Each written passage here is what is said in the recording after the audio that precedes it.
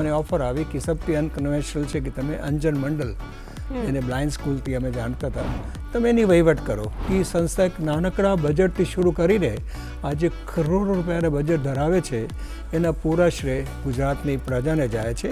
જે વ્યક્તિ રડતા હતા, એવું માનતા હતા કે મારે જીવનમાં કંઈ નથી થવાનું, આજે વલસાડમાં એક નામચીન વ્યક્તિ છે ભાવિના પટેલ, ભારતના ઇતિહાસમાં પહેલીવાર જે પેરાલિમ્પિક ટેબલ ટેનિસ છે, પેરા ટેબલ ટેનિસ, એમાં સિલ્વર મેડલ લાવ્યા. 6 કરોડ કેશ એવોર્ડ મળ્યા અને ESISમાં આસિસ્ટન્ટ ડાયરેક્ટરની નોકરી મળી.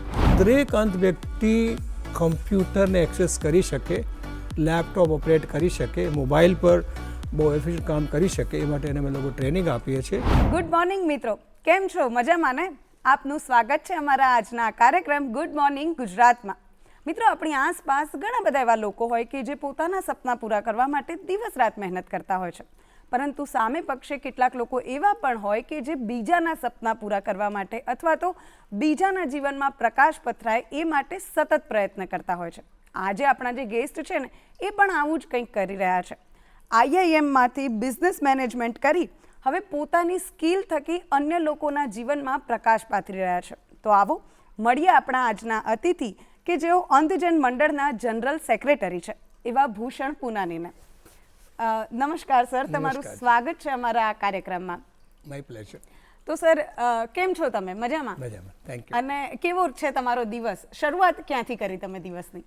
એકચ્યુઅલી IIMમાં જ્યારે હું સ્ટડી કરતા હતા, એક વિચાર આવ્યા કે શિક્ષા પ્રાપ્ત કરીને જીવનમાં વિકાસ તો બધા કરતા હોય છે, પણ બીજા વ્યક્તિ માટે આપણે કંઈ કરીએ, આપણે સમાજ માટે કરીએ, એવા વર્ગ માટે કરીએ કે જેના માટે જેને વિકાસની રાહ પર જવાથી એને લાભ થાય. તો મેં એક નાનું નિર્ણય લીધું કે આ પ્રેરણા મારે પિતાશ્રી પાસેથી મળી હતી, જે બહુ જાણીતા સમાજ સુધારક હતા, ભગત ચેલારામ. અને એના પ્રેરણાથી મેં એક નાનું વિચાર આવ્યા કે ભલે તમે IIM અમદાવાદના પોસ્ટ ગ્રેજ્યુએટ હો, તો બી તમારી જે શિક્ષા છે કોઈ સાર્થક રીતે સારા કામમાં લગાવી શકો. તો મેં રિક્વેસ્ટ કરી મારી મેનેજમેન્ટ ઇન્સ્ટિટ્યૂટને કે મારે અનકન્વેન્શનલ ફિલ્ડમાં કામ કરવું છે. મને ઓફર આવી કે સૌથી અનકન્વેન્શનલ છે કે તમે અંજન મંડલ એને બ્લાઇન્ડ સ્કૂલથી અમે જાણતા હતા, તમે એની વહીવટ કરો.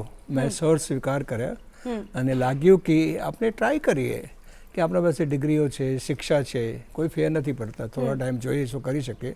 પણ મને જણાવતા આનંદ થાય છે કે જે મેં થોડા સમય માટે વિચાર્યું હતું, આજે મને લાગે છે કે એ સાચો નિર્ણય હતું, એક સાચી દિશાનું, સાચા સમયનું સાચો નિર્ણય હતું.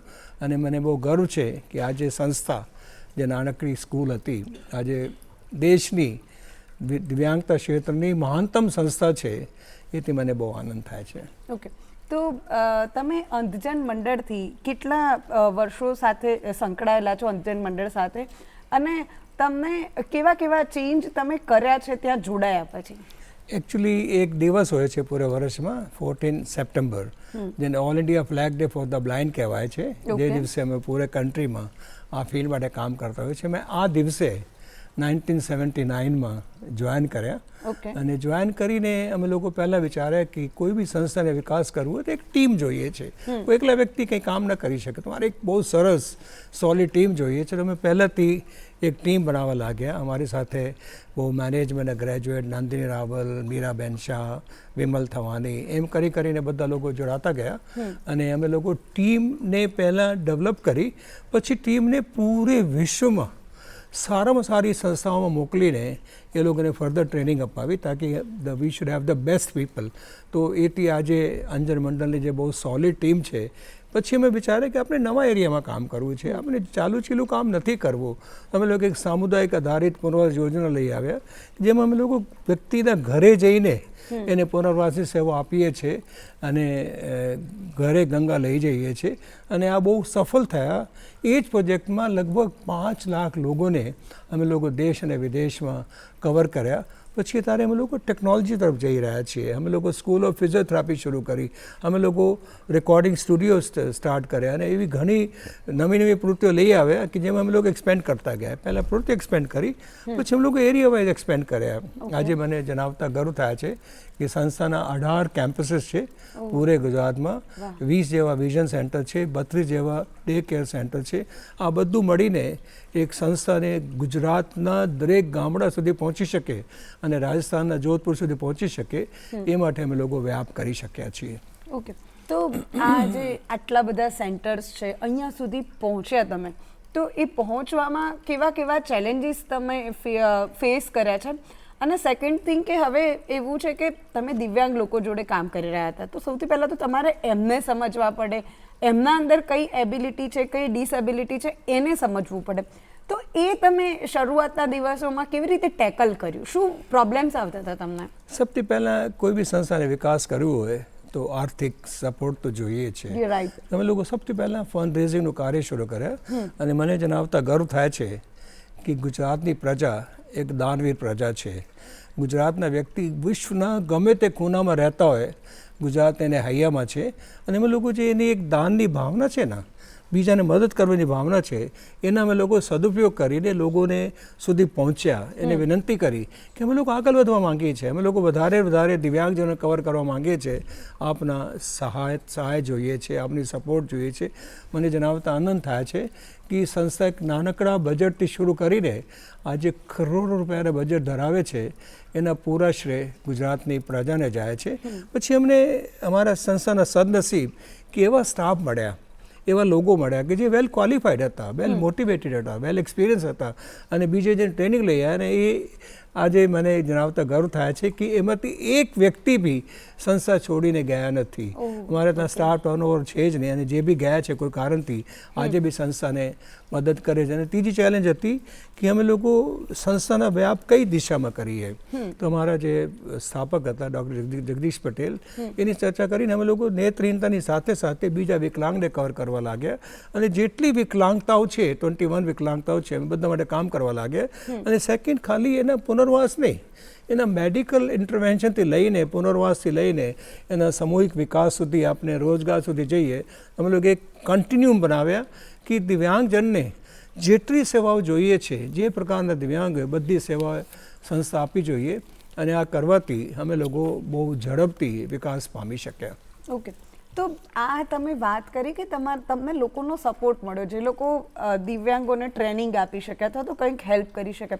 હવે તમે જ્યારે શરૂ કર્યું 71માં, એ વખતે કદાચ આ ટોપિક પર કોઈ વાત બી એટલી નહોતું કરતું. તો જે વ્યક્તિ ખુદ દિવ્યાંગ છે એ વ્યક્તિ આગળ આવી અને તમારી સાથે જોડાય, તો એ વસ્તુ કેવી રીતે, રિસ્પોન્સ કેવો હતો દિવ્યાંગોનો કે ભાઈ તમે કહેવા જાઓ એમને કંઈ કે અમે આવું કંઈક શરૂ કર્યું છે તો તમે જોડાવ, તો શું હેઝિટેટ કરતા હતા કે બહુ જ સારો રિસ્પોન્સ હતો? શું હતું? એના એક જ ફોર્મ્યુલા છે કે પહેલાં આપણે અધ્યયન કરવું જોઈએ કે એની નીડ શું છે, એને શું જોઈએ છે, એના વિચારો શું છે, એ શું એક્સપેક્ટ કરે છે, શિક્ષામાં જવા માંગે છે, એને સાધન સહાય જોઈએ છે, ટેકનોલોજી જોઈએ છે અથવા એને પરિવારનું સપોર્ટ જોઈએ છે.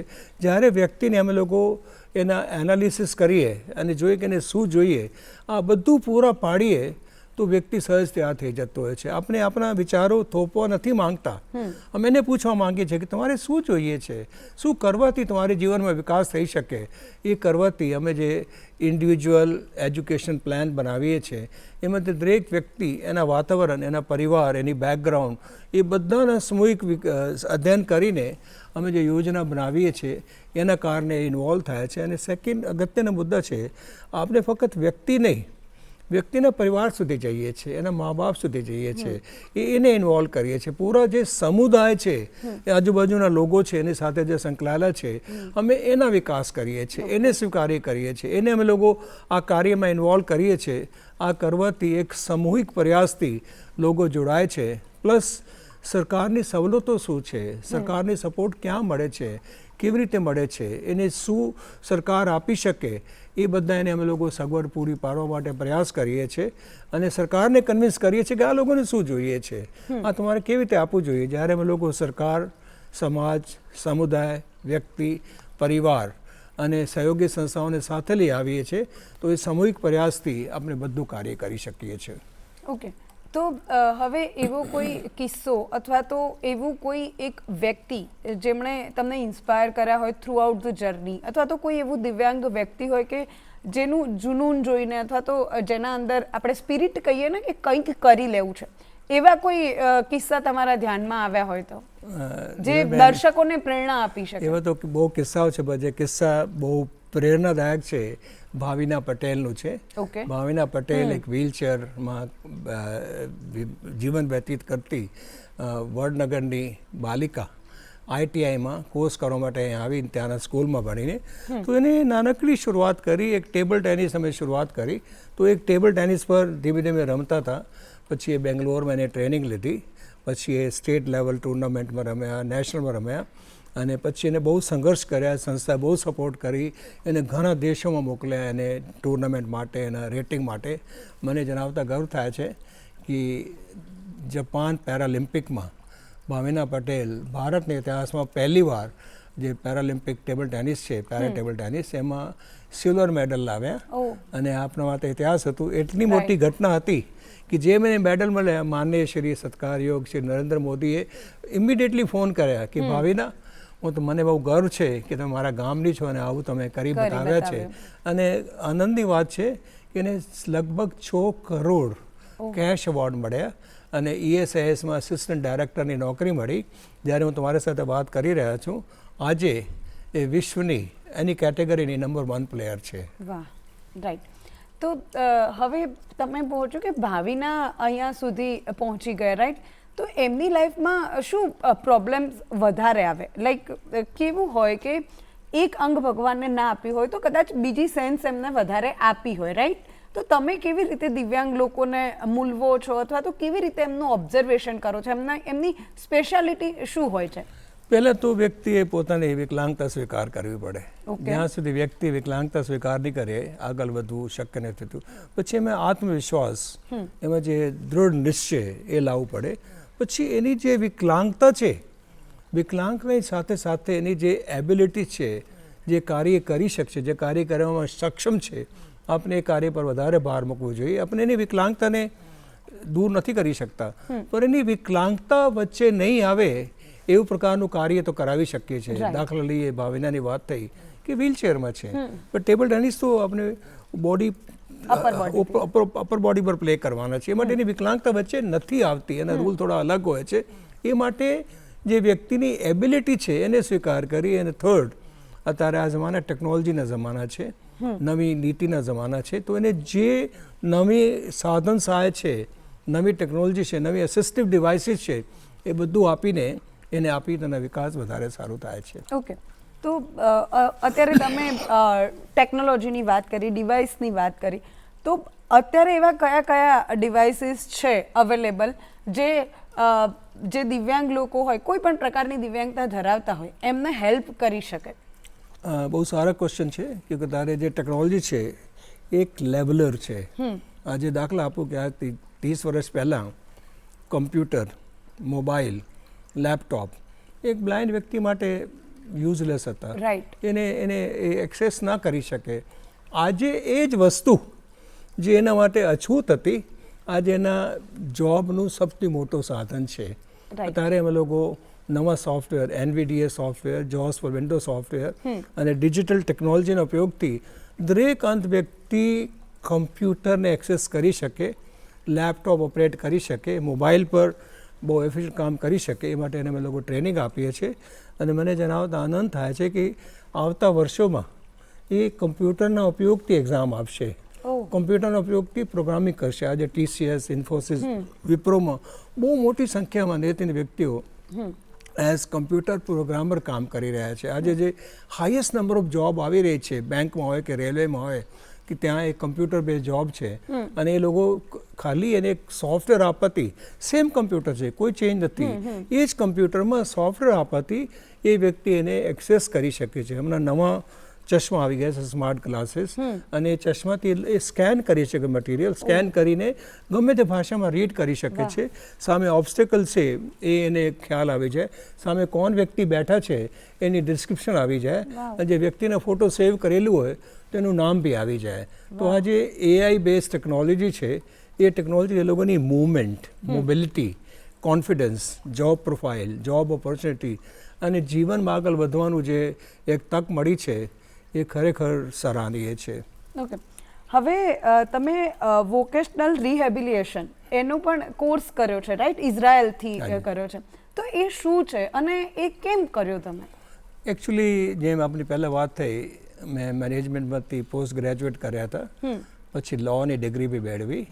ત્યારે ખ્યાલ આવ્યો કે જ્યાં સુધી હું પોતે દિવ્યાંગ વ્યક્તિની ખાસિયત શું છે, એના માટે પુનર્વાસની કઈ યોજનાઓ થઈ શકે, હું પોતે આવી નોલેજ નહીં ધરાવતા હું તો બીજાને કેવી રીતે ગાઈડ કરું? તો મને તક મળી હાઈફા યુનિવર્સિટી જે ઇઝરાયલમાં છે, ત્યાં એક બહુ જ વેલ ડિઝાઇન અમેરિકન લોકો દ્વારા કરેલું કોર્સ જે ત્યાં હતું એને મને સ્પોન્સર કરવામાં આવ્યા CBM જર્મની દ્વારા. મેં કોર્સ કર્યા અને કોર્સ દરમિયાન મને આ ફિલ્ડની જે લેટેસ્ટ માહિતી છે જે ઇન્ડિયામાં ત્યારે અવેલેબલ નહીં હતી, ત્યાંની જે લાઇબ્રેરી છે, it was the most well equip library મેં ક્યારે જીવનમાં જોઈ છે. એનો ઉપયોગ કરીને મેં સારામાં સારા જે માહિતી છે ત્યાંથી મેળવી, એને પુનર્વાસની યોજનાઓ કેવી રીતે બનાવાય, એને કેવી રીતે અપાય, એમાં શું શક્તિ છે, એના કેવી રીતે ઉપયોગ થાય. અને મને જણાવતા આનંદ થાય છે ત્યાં મને એક ફાર ટિકવા village of love, village of hope, એમાં જઈને રહેવાની તક મળી. અને એના આધાર પર આજે અમદાવાદની નજીક આનંદધામ નામની સંસ્થા આવી છે જે બિલકુલ ઇઝરાયલને મોડલ પર બનાવવામાં આવી છે, જ્યાં મેન્ટલી ચેલેન્જ બાળકો માટે રહેવા જમવાની સગવડ છે. અને આજે જે અંજન મંડળ એટલા વિકાસ પામ્યા છે, એમાં જે બેસિક નોલેજ લઈને અમે લોકો એ નોલેજને ઇમ્પ્લિમેન્ટ કર્યા છે, અમલમાં મૂક્યા છે, અને કેવી રીતે અમે લોકો નવા અભિગમ અપનાવી શકીએ એની જે અવેકનિંગ છે એ ત્યાંથી આવી. ઓકે, હજુ વધારે આપણે આગળ વાતો કરીશું. તમે ઘણા બધા પેપર્સ પ્રેઝન્ટ કર્યા છે, જે દિવ્યાંગ લોકો છે એના કાયદા વિશે, એમની પોલિસી વિશે તમે વાત કરી છે, એ બધી જ વાતો આપણે કરીશું. પરંતુ દર્શક મિત્રો, અત્યારે સમય થયો છે એક નાનકડા વિરામનો. મળીએ વિરામ બાદ.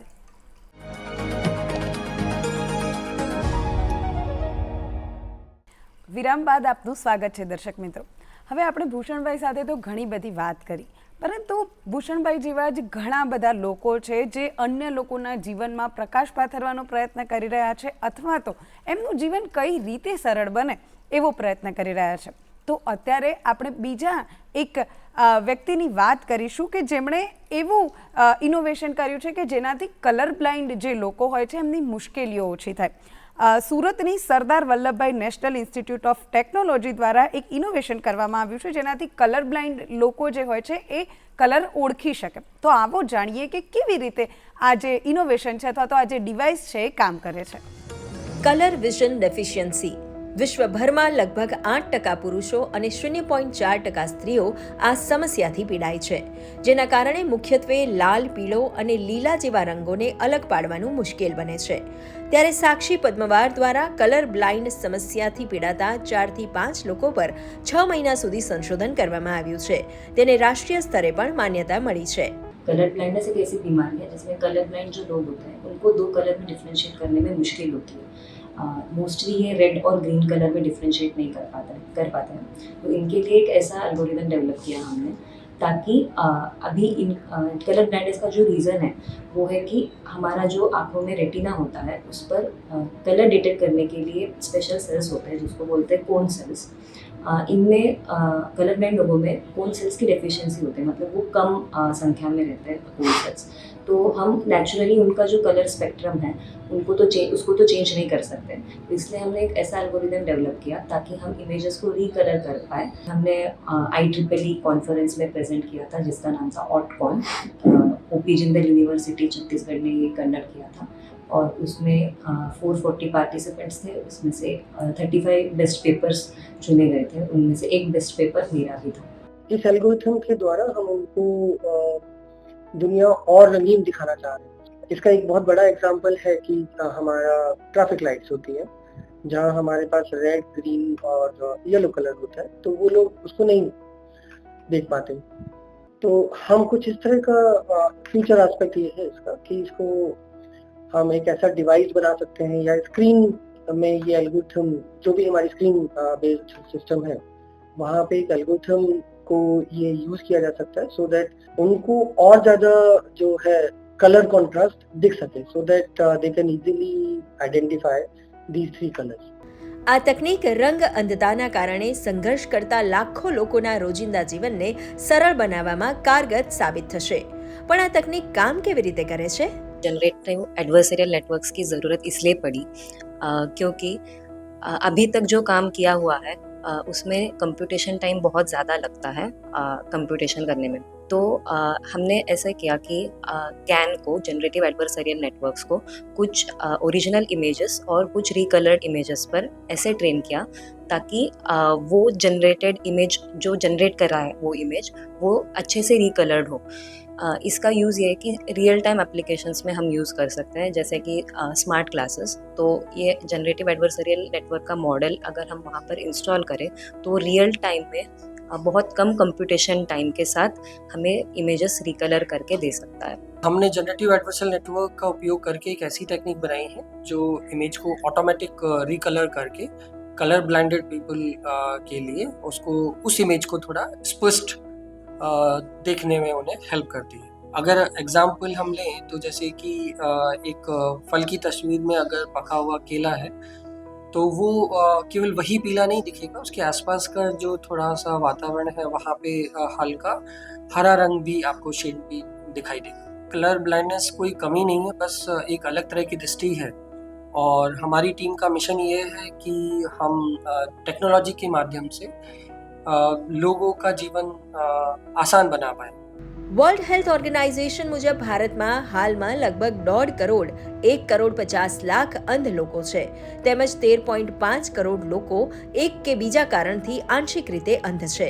ત્યારે આ તકનીક લોકોની સમસ્યા જરૂર હળવી કરશે. તો જોયું ને મિત્રો, દઢ નિર્ણય શક્તિ હોય અને મજબૂત મન હોય ને તો તમે કંઈ પણ કરી શકો. પોતાના માટે તો કરી જ શકો, પરંતુ બીજાના માટે પણ તમે ચમત્કારો સર્જી શકો છો. સુરતના જે બહેન છે, સુમન બહેન છે, એમણે ખૂબ સારું કાર્ય કર્યું છે અને એમણે આપણા માટે એક ઉદાહરણ પૂરું પાડ્યું છે કે આપણે પણ કોઈના જીવનમાં પ્રકાશ પાથરી શકીએ છીએ. તો આવો હવે ભૂષણભાઈ સાથે આગળની વાત કરીએ જે આપણે કરી રહ્યા હતા. તો ભૂષણભાઈ, મેં વિરામ પહેલાં એવું કીધું હતું કે તમે ઘણા બધા પેપર્સ રજૂ કર્યા છે, એમાં દિવ્યાંગો માટેના કાયદાની વાત હોય, નેશનલ પોલિસીની વાત હોય, બ્રેલની વાત હોય, ઘણા બધા વિષયો તમે આવ્યા છે. તો એના વિશે જરા વાત કરશો. આપણા જેવા વિકાસશીલ દેશમાં કાયદાનું બહુ મહત્ત્વ છે, ક્યોંકि આપણા બધા જે વહીવટ છે, તંત્ર છે, કાયદા પર ચાલે છે. અમે લોકો વર્ષોથી ટ્રાય કરી રહ્યા હતા કે દિવ્યાંગજનો માટે એક બહુ સામૂહિક, એક બહુ વિશેષ કાયદા હોવા જોઈએ. 1995માં ભારત સરકાર પર્સન વિથ ડિસેબિલિટી એક્ટ લઈ આવી. તો 2007માં ભારત દેશે convention on the rights of people with disabilities જે યુનાઇટેડ નેશન લાવ્યા, તેમાં સાઇન કર્યા. અને એક પ્રથા છે કે જ્યારે તમે કોઈ ઘોષણાપત્ર સાઇન કરો તો તમારે ઘોષણાપત્રને અનુરૂપ નવા કાયદા બનાવવાનું હોય છે. તો ભારત સરકારે 2011માં એક કમિટીની રચના કરી કે જે કમિટી આ ઘોષણાપત્રને અનુરૂપ રાઇટ્સ બેઝ કાયદો કેવી રીતે બનાવી શકે એના મુસદ્દા તૈયાર કરશે. અને મને જણાવતા બહુ ગર્વ થાય છે કે મને આ કમિટીમાં એઝ એ મેમ્બર કામ કરવાની તક મળી અને 2 ચેપ્ટરનું સંકલન કરવાની તક મળી. આજે આપણે દેશમાં બહુ જ એક વિશાળ, અતિ પ્રભાવશાળી, અસરકારક કાયદો છે rights of person with disabilities act 2016, વિકલાંગતા અધિકાર અધિનિયમ 2016. એ કાયદાની જોગવાઈ પ્રમાણે આજે જે આપણે જોઈ રહ્યા છે કે આ વર્ષે ગુજરાત સરકાર 26,000 દિવ્યાંગજનોને સરકારી નોકરી આપવાની છે. દરેક યુનિવર્સિટી, દરેક કોલેજ, દરેક ઇન્સ્ટિટ્યૂટ જે સરકારના મદદથી ચાલે છે એમાં 5%ની અનામત છે. જેટલા વિકાસના કાર્યો છે જે સરકાર સપોર્ટ કરે છે અથવા સ્થાનિક તંત્ર સપોર્ટ કરે છે એમાં 5% અનામત આવી છે. આ બધા અનામતની શરૂઆત આ કાયદાથી થઈ છે.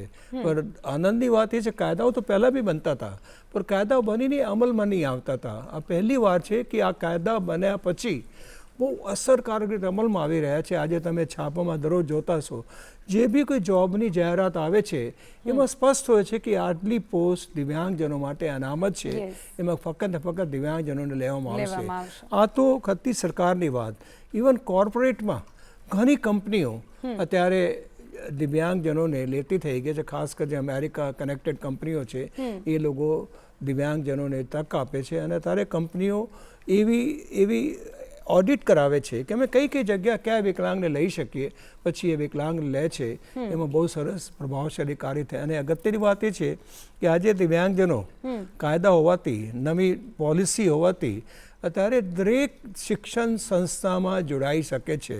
ભારત દેશની ગમે તે શિક્ષણ સંસ્થા હોય જે સરકારી મદદથી ચાલે છે એમાં 5% અનામત દિવ્યાંગજનોમાં જ, પછી IIM અમદાવાદ હોય કે ગુજરાત યુનિવર્સિટી હોય કે GNLU હોય કે એની પ્રીમિયર ઇન્સ્ટિટ્યૂટ હોય, બધામાં આજે દિવ્યાંગજનો જોવા મળે છે.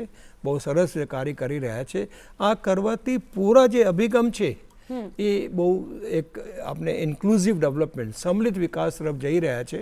અને એના પૂરા શ્રેય આપણા દેશના કાયદા અને ન્યૂ પોલિસી અને એજ્યુકેશન 2020ને જાય છે. ઓકે, હવે આ વાત તો થઈ કે સરકારે કાયદો બનાવ્યો છે અથવા તો એમના માટે અનામત આપી છે, પરંતુ એઝ અ લેમેન, કોઈ સામાન્ય વ્યક્તિ તરીકે આપણે કેવું વાતાવરણ શું કરી શકીએ અથવા તો કેવું વાતાવરણ ક્રિએટ કરીએ કે જેથી દિવ્યાંગજનો જે છે એ આપણો જે એક ભાગ છે, ઇન્ક્લુઝિવનેસ જે છે એ આવે, તો એના માટે આપણે એક સામાન્ય માણસ તરીકે શું કરવું જોઈએ? પહેલાં તો લોકોમાં જાગૃતિનો અભાવ છે, લોકોમાં કુરીતિઓ છે, જૂના વિચારો છે કે દિવ્યાંગ વ્યક્તિ કંઈ કરવામાં સક્ષમ નથી, કેમકે આપણે વર્ષોથી આ સમજતા આવ્યા છે. પહેલાં તો આપણે એને જાણકારી આપવી પડે. નંબર 1, દિવ્યાંગ વ્યક્તિ એક વ્યક્તિ છે, એક માનવી છે, એના બી અધિકારો છે, એને બી આકાંક્ષાઓ છે, અપેક્ષાઓ છે, એનામાં શક્તિ છે, એના આપણે એને જાણકારી આપવી પડે. સેકન્ડ, વ્યક્તિને સ્વીકાર કરે, વ્યક્તિને પોતાનામાં માને, એના માટે પ્રેરણા આપવી પડે. અને ત્રીજો અને બહુ અગત્યને, દિવ્યાંગ વ્યક્તિએ પોતે એવા લેવલ પર આવવું પડે કે લોકોને સ્વીકાર કરતા થાય, એ શિક્ષામાં જાય, તાલીમમાં જાય, પુનર્વાસની સેવાઓ લે, નોકરી કરે તો સમાજને સ્વીકાર કરશે. અને ચોથો, બને ત્યાં સુધી આપણે સમાજ અને દિવ્યાંગ ને બંનેને સાથે રાખીને એક સંમિલિત વિકાસ તરફ જવાનું છે. અને એના માટે આપણે જે લોક જાગૃતિ છે, એના માટે એડવર્ટાઇઝિંગ છે, જે બી લોક જાગૃતિના માધ્યમ છે, અને જે સક્સેસ સ્ટોરી છે, જે લોકો જીવનમાં કામયાબ થયા છે, એની કામયાબીની ગાથાઓ, એની વાર્તાઓ આપણે સમાજ સુધી લઈ જઈએ તો જે જૂના વિચારો છે કે એમાં તબદીલી આવશે અને લોકો એને સ્વીકાર કરતા થશે. જી, હવે અત્યારે બીજી એક વાત તમે હમણાં રૂઢિચુસ્તતાની કરી અથવા તો કે જે માન્યતાઓ છે એની, તો તમારા ધ્યાનમાં એવો કોઈ કિસ્સો આવ્યો ખરો કે જેમ કે કોઈ દિવ્યાંગ હોય એ ખુદ જ એવું કહે કે ના હું કેપેબલ નથી કે આ વસ્તુ હું ના કરી શકું, અને તમે એમને મોટિવેશન આપ્યું હોય, અથવા તો અત્યારે ખૂબ સારી જગ્યા પર કામ કરી રહ્યા હોય એવું કોઈ વ્યક્તિ કે ધ્યાનમાં હોય તમારા? એમાં એક અમારે ત્યાં વર્ષો પહેલાં એક વ્યક્તિ મિસ્ટર દેસાઈ એ બ્લાઇન્ડ થઈ ગયા હતા અને રડતા હતા. જ્યોતેન્દ્રભાઈ એ રડ્યા કરે, ન્યૂલી મેરિડ હતા, એક દીકરી હતી, અને કે હું તો જીવનમાં મારે અંત આવી ગયા છે, હું કંઈ નથી કરી શકવાના, હું તો કેવી રીતે જીવીશ, એક પ્રશ્ન આવી ગયા છે. અમે કહ્યું જુઓ જ્યોતેન્દ્રભાઈ, તમે અંત તો થઈ ગયા છો, તમારે અંધત્વ તો નિવારણ કરી શકાય, શક્ય નથી. એ માટે તમે એને સ્વીકાર કરીને આપણે પ્લાનિંગ કરીએ. એ કે મારા માટે શું પ્લાનિંગ હોય, હું તો ઉંમરે પહોંચી ગઈ, અમે કામ કરીએ, અમે તમને કોલેજ ઓફ ફિઝિયોથેરાપીમાં એડમિશન આપીએ છીએ, તમારા 2 વર્ષનો કોર્સ છે, તમે એઝ એ ફિઝિયોથેરાપી કોર્સ કરી શકો છો, અને કોર્સ નિઃશુલ્ક છે, કોઈ ફીસ નથી, કોઈ ચાર્જ નથી, રહેવાનું જમવાનું બધું ફ્રી છે, અને તમારી ફેમિલી બી ધારે તો ગમે ત્યારે આવીને તમને મળી શકે છે. એ કે બરાબર 2 વર્ષ મારી ફેમિલી શું કરશે, એમ બી શું કરવાની છે, તમે તો થઈ ગયા છો, એ કોઈ રસ્તા નથી. જે તમે 2 વર્ષ આ કોર્સ કરી લો અને તમારી ફેમિલી તમને સપોર્ટ કરે, તમારા કોઈ ખર્ચ નથી, તમે કહેશો તમે બધી સગવડ કરીશું. મને જણાવતા ગર્વ થયા છે કે 2 વર્ષ પછી વલસાડથી આવ્યા હતા, એ નવસારીમાં જઈને એને પહેલી નોકરી મળી, બહુ ઓછી પગાર પર હતી.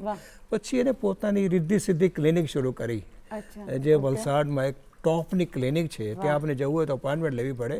આજે જે વ્યક્તિ રડતા હતા, એવું માનતા હતા કે મારે જીવનમાં કંઈ નથી થવાનું, આજે વલસાડમાં એક નામચીન વ્યક્તિ છે. અને મજાની વાત એ છે કે એના દીકરાઓ બી ફિઝિયોથેરાપી કરીને એની સાથે જોડાઈ ગયા છે, એનું બંગલો છે, કાર છે, પૂરી ફેમિલી છે. હું માનું છું કે એના અંજન મંડળમાં આવું અને મળવું અને ફિઝિયોથેરાપી કોર્સ કરવું એક બહુ સરસ કોઇન્સિડન્સ હતું કે અમે એક વ્યક્તિને નવા જીવન આપ્યું. અને એવા હજારો એક્ઝામ્પલ છે કે જે લોકો પોતાની વિકલાંગતા સ્વીકાર નહીં કરતા હતા, સ્વીકાર કર્યા પછી આજે બહુ સારું કામ કરી રહ્યા છે. રાઈટ, તમે આવા ઘણા બધા લોકોને મોટિવેશન આપ્યું હશે ને ઘણા બધા લોકોની લાઈફ ચેન્જ કરી હશે, એક ઉદાહરણ તમે આપી દીધું. તો તમારા મોટિવેશનનો સોર્સ શું છે? તમને પણ ક્યારેક તો તમે હતાશ થતા હશો, અથવા તો ક્યારેક એવું જે વિચાર્યું હોય એ ના થાય, તો તમે ક્યાંથી મોટિવેટ થાવ છો, અથવા તો ક્યાંથી મોટિવેશન મેળવો છો? સૌથી પહેલાં તો મારા જે પ્રેરક હતા ડૉક્ટર એનઆર શેઠ, એ IIMના ડાયરેક્ટર હતા. ઓકે. બહુ જ એક આઈ શુડ સે મેન ઓફ પ્રિન્સિપલ. જ્યારે મને લાગે કે જીવનમાં કંઈ આગળ વધવામાં અડચણ આવી રહી છે, અંધકાર દેખાય છે, મને જઈને મળતા હતા. અને પછી તમારા પોતાના ફેમિલી, જે તમારા ફેમિલી મેમ્બર તમને કોઓપરેટ કરે, મારા વાઈફ હંસ અને દીકરી સચ્ચી, એ લોકો જ્યારે બી લાગે કે આપણે કંઈ તકલીફમાં છીએ, એ લોકો સપોર્ટ કરે છે. અને મારી બહુ સારી ટીમ છે મારા ઓફિસમાં. 10 લોકોની ટીમ છે, બધા પ્રોફેશનલ છે.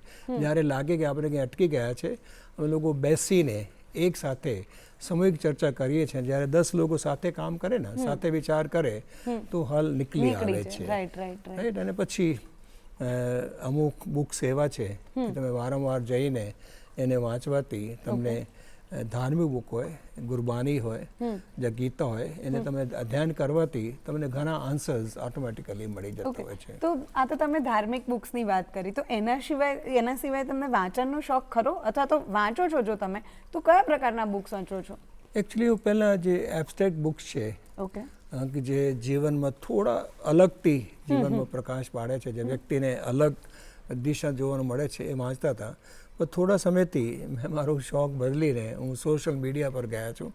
અને હું મોટા ભાગે કે મારી સંસ્થા ગ્રોઈંગ સંસ્થા છે, અને we are multiple social media. તો અમે લોકો ટ્રાય કરીએ છીએ કે આવા સક્સેસ સ્ટોરીઝ ડેવલપ કરીને, એડિટ કરીને એને પ્રોજેક્ટ કરીએ. તો આપ અમારી વેબસાઇટ જુઓ, તો there are more then 250 YouTube જે અમે લોકો ડેવલપ કરી છે. There are thousands of Facebook post જે અમે કરીએ છીએ.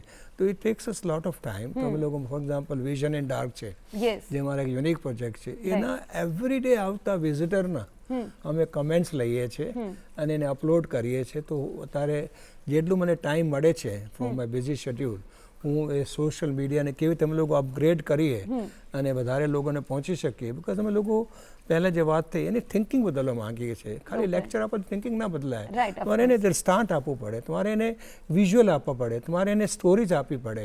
અને એ કરવા માટે અમે લોકો અત્યારે લેટેસ્ટ ટેકનોલોજી અને લેટેસ્ટ ઇક્વિપમેન્ટ વાપરીને અમારી જેટલી ઇવેન્ટ છે અમે લોકો લાઈવ કરતા હોઈએ છીએ, પછી એને એડિટ કરતા હોઈએ છીએ, પછી એને સ્મોલ યુટ્યુબ ચેનલ પર ફિલ્મ બનાવીને અપલોડ કરતા હોઈએ છીએ.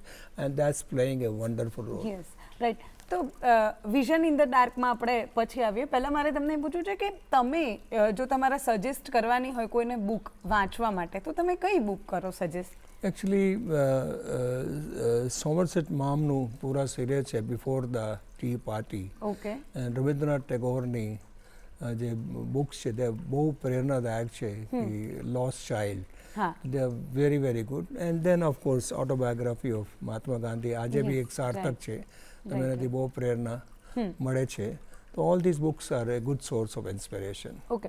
હવે back to the vision in the dark, કે એ જે કોન્સેપ્ટ છે, કારણ કે હું પોતે ગયેલું છું, મેં એક્સપિરિયન્સ કર્યો છે, તો તમને આ વસ્તુ જે છે એનો વિચાર કેવી રીતે આવ્યો? કારણ કે જ્યારે બી કોઈ એન્ટર થાય કોઈ બી વ્યક્તિ, તો એને થોડી વાર ડર લાગે. મને લાગ્યો હતો કે યાર આટલું બધું બ્લેક, એમ એક્સ્ટ્રીમ લેવલનું બ્લેક આવું ક્યારેય જોયું જ નથી. તો આ વિચાર તમને કેવી રીતે આવ્યો ને આખું ક્રિએટ કર્યું, એની પ્રોસેસ શું હતી? એકચ્યુઅલી એક યુકેની સંસ્થા છે હેલ્થ લિંક વર્લ્ડ વાઇડ, જે લોકો અમે લોકો મળીને સામુદાયિક આધારિત પુનઃયોજના પર કાર્ય કરતા હતા. એ લોકોને એક પ્રોજેક્ટ મળ્યા, it was cold seeing in the dark. Okay. આ લોકોને ગ્રાન્ટ મળી કે ઇન્ડિયામાં અને બાંગ્લાદેશમાં બે એક્સપેરિમેન્ટ બેસિસ પર સીઈંગ ઇન ધ ડાર્ક બનાવશે. એ લોકો લગભગ 20,000 સ્ક્વેર ફીટ જગ્યા જોઈતી હતી. ઓકે. અમે લોકો અમારા પ્રેયર હોલ છે એ સ્પેર કર્યા કે તમે આવીને અહીંયા બનાવી શકો છો. પૂરી ટીમ આવી યુકેથી. એ લોકો અહીંયા રહીને બધું ડેવલપ કર્યા. એ લોકો ખાલી 5 પેવિલિયન બનાવ્યા, કે એક નાનો theatre, market place, auto rickshaw અને સ્મોલ વોકિંગ એરિયા. અને જ્યારે બનાવ્યા ને એ બી ડાર્ક જે અત્યારે મેં કરી રહ્યા છે એના સ્ટાર્ટિંગ હતું.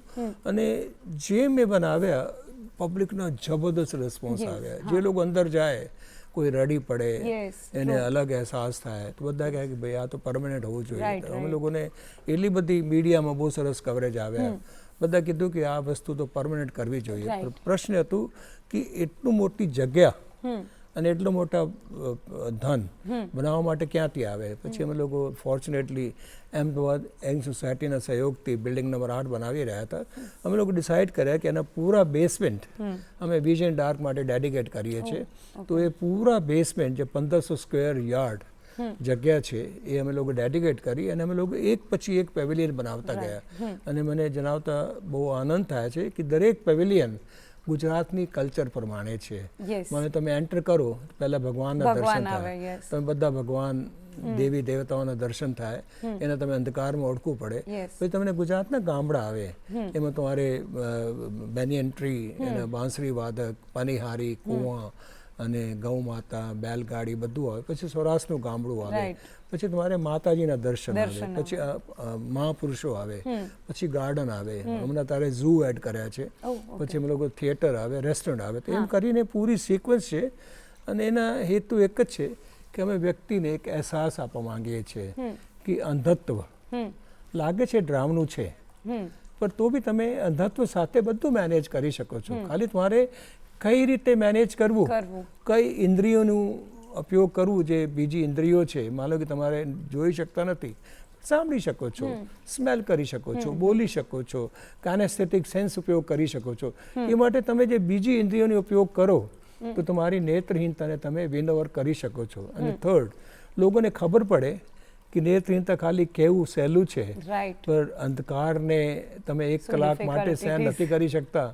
જે વ્યક્તિ પૂરી લાઈફ માટે નેત્રહીન છે એ કેવી રીતે કરતા હશે એને અહેસાસ આવે. અને થર્ડ અને અગત્યનું છે કે અમે લોકો ગુજરાતની કલ્ચર એક અલગ રૂપથી રજૂ કરવા માંગીએ છીએ કે તમે અંધકારમાં જઈને બી માતાના દર્શન તો કરી શકો છો.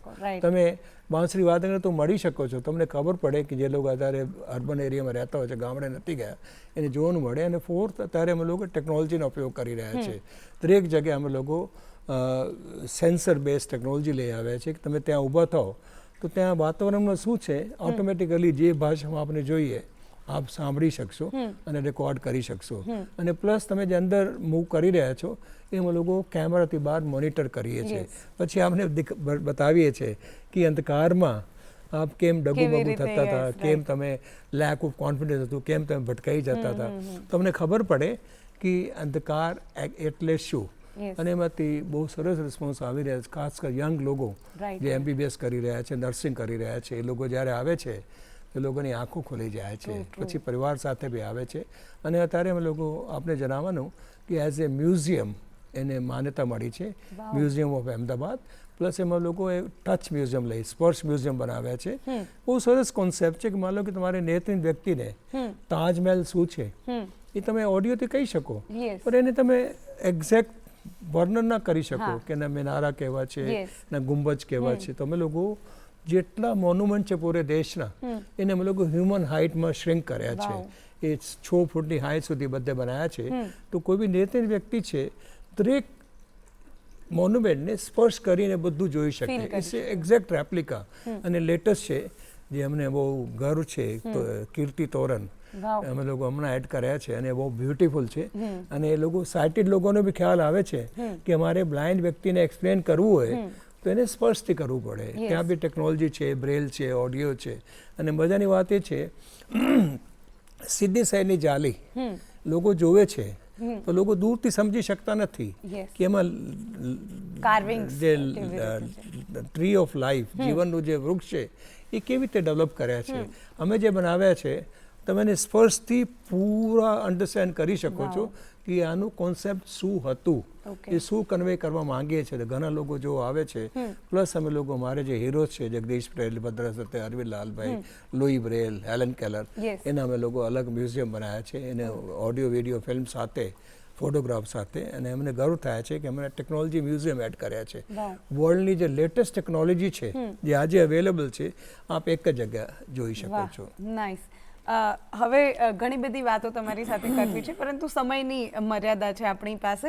હવે લાસ્ટ ક્વેશ્ચન હું તમને એવું પૂછવા માંગીશ કે તમે ઘણા બધા દિવ્યાંગોને જીવન સુધાર્યા છે અથવા તો ઘણા બધા અત્યારે પોતાની ઈચ્છા શક્તિથી અથવા તો પોતાના મનોબળથી આગળ આવ્યા છે, પરંતુ અત્યારે જે દર્શકો જોઈ રહ્યા છે એમાંથી ઘણા બધા એવા હશે કે જે હજુ પણ ક્યાંક ડરતા હશે અથવા તો ક્યાંક પોતાનામાં જે રહેલી છે તાકાત એને ઓળખતા અચકાતા હશે, તો એમને તમે શું મેસેજ આપવા માંગશો? હું તો સૌથી પહેલાં કહેવા માગું છું કે તમે તમારી વિકલાંગતાને સ્વીકાર કરો. તમારી વિકલાંગતા જે હકીકત છે એને સ્વીકાર કરીને વિકલાંગતા સાથે શું થઈ શકે એના માટે તમે માર્ગદર્શન મેળવો. દરેક જિલ્લામાં સંસ્થાઓ આવેલી છે, બહુ સારી સંસ્થાઓ છે, આપ ત્યાં જઈને માર્ગદર્શન મેળવી શકો. અને કંઈ નહીં હોય તો અંજન મંડળના દ્વાર તો ખુલ્લા છે, તમારે આવીને એ સ્ટડી કરવું પડે, જોવું પડે કે મારે જેવા બીજા વ્યક્તિઓ આજે શું કરી રહ્યા છે. ત્યાં ઘણી ઓડિયો ફિલ્મ છે અને ઇઝી છે કે અમારી જે વેબસાઇટ છે એમાં અમે લોકો સક્સેસ સ્ટોરીનું કોલમ મૂકેલા છે.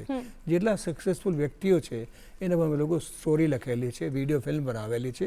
એ જોવાથી અમારા દિવ્યાંગ ભાઈ બહેનોને ખબર પડશે કે તમારે નિસહાય થવાની જરૂર નથી, તમારે જીવનમાં વિશ્વાસ, આત્મવિશ્વાસ કેળવવાની જરૂર છે અને તમે જે કરવામાં સક્ષમ છો, જે તમે ટેકનોલોજી ઉપયોગથી વધારે સારું કરી શકો છો એની જાણકારી મેળવવાની જરૂર છે.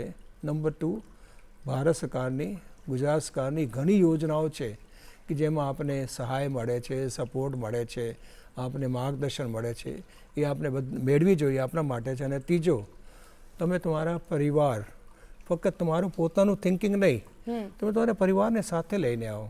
તમે પરિવાર જ્યાં સુધી થિંકિંગ ના બદલાય, જ્યાં સુધી તમારે આજુબાજુ લોકો વિચારતા અલગથી વિચારતા ના થાય તો વિકાસ શક્ય નથી.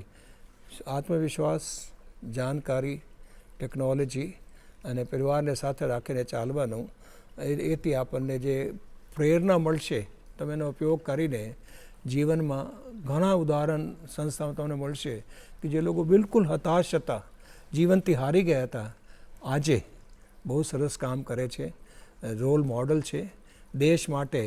ઇવન જે બિન વિકલાંગ સમાજ છે એના માટે એક ઉદાહરણ છે. એ ઉદાહરણ છે તો તમે બી થઈ શકો છો, પણ તમારે એક જ છે કે આત્મવિશ્વાસ કેળવીને જાણકારી મેળવવાની અત્યંત જરૂર છે.